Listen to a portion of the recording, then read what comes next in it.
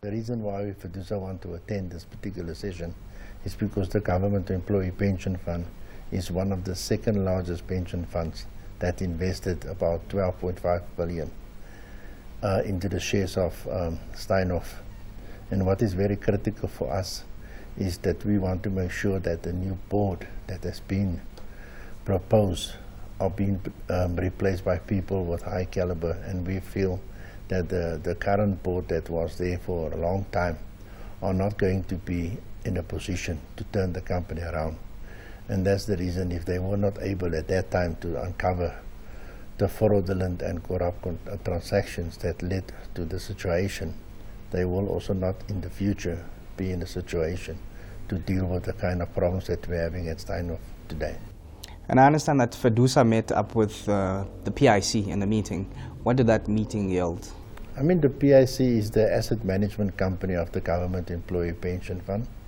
And through the Government Employee Pension Fund, FEDUSA affiliates, are major contributors. And as you know, public servant workers have the biggest pension fund in Africa. And when investments like that are made, it's made on the basis of trust. It's made on the basis that the management of the companies will act in good faith. They will comply with the fiduciary responsibility. They will demonstrate responsible and responsive leadership. But most important is the issue of ethical leadership. Because if you deal with people that is ethical, then things like that, what happened at Steinhoff, will not happen. But because these people have done things according to the accounting system incorrectly, now we're finding that the share value of that particular company have dropped from 45 Rand to more than 95%. So it is really, really a big concern. And what we want to see happen is that this company is going to turn around so that, people that put their money into this company are going to get a return on the investment. Okay, and then I understand that earlier this year you asked for the financial record as FEDUSA. What were your findings? Did you find anything in those financial records of over the last 15 years? Yeah, look, I mean, we've looked at the financial statements, and what we have, came to understand from the financial statements was the fact that when these mergers and acquisitions start, and that is what raised alarm bells to us, a company that Steinhoff would, for instance, acquire would be performing very weakly, and the minute after Steinhoff have acquired them without much to do, then the company sort of almost turned around into a miracle company that boosts income and so forth. And after inquiries was made in terms of the taxation that was paid, is that when the auditors refused to sign off on the books of Steinhoff.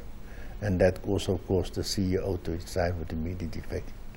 And since that particular incident, we've seen the biggest corrupt case in the history of South Africa occurred and play itself off in front of our faces. And then on the criminal charges that you wanted to place, can you give us an update on that? Who must be charged and what for? You see, what basically happened is this: the people that is supposed to lead criminal charges is the board of directors. Because remember, the board of directors have a fiduciary duty towards the shareholders. Now, when they saw what happened, right, they also went to a portfolio committee in Parliament to say, look, this is what they are going to do. But unfortunately, we are not seeing any arrests at the moment. And I'm also very concerned, not only just for Steinhoff, but for the mere fact that these people that make themselves guilty of white-collar crimes, they are being treated in a different way than somebody else that is being caught for shoplifting or for something like that. And those people that steals very little, they get thrown the book at them. But these people that are responsible for billions and billions of rands, they get sort of wrapped over the fingers and over the hands, and then they also get given an opportunity to pay a fine. So for us, this matter is very serious. It will also restore investment confidence in South Africa and also in our companies, because if we don't stop it now, people are going to feel, the investments are not safe. And then going into the AGM on Friday, what would you like answers to, and what would you like to be done in Steinhoff? Look, our position is very clear that we want new leadership on the board. Because remember, the old board was there now for a long time. Some of these people have been sitting on the board for about 12 years. Now, if they sat there and these things went wrong under their guard, what ability will they have to pick up things in the future? Or what will their ability be to turn the company around? We are very concerned about that, and that's the reason why we feel that new, responsible, ethical, and responsive leadership are the only opportunity to turn the company for the future. And then just lastly, on that point of turning the company around, there's a lot of speculation that, in fact, it will not be turned around. This could see the downfall of Steinhoff in itself. And then in that case, what is FEDUSA's stance on it? What will it do?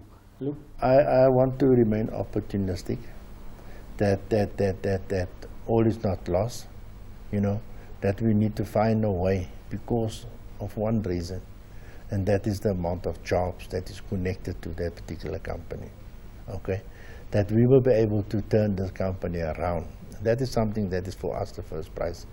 I mean, secondly, if it should be that the company should now start, having to sell assets to pay its debt and all those things, then we want to make sure that we safeguard the jobs of working people, because it's unfair for those workers to now suffer as a result of the irresponsible and unethical behavior of the management and the top leadership of the company.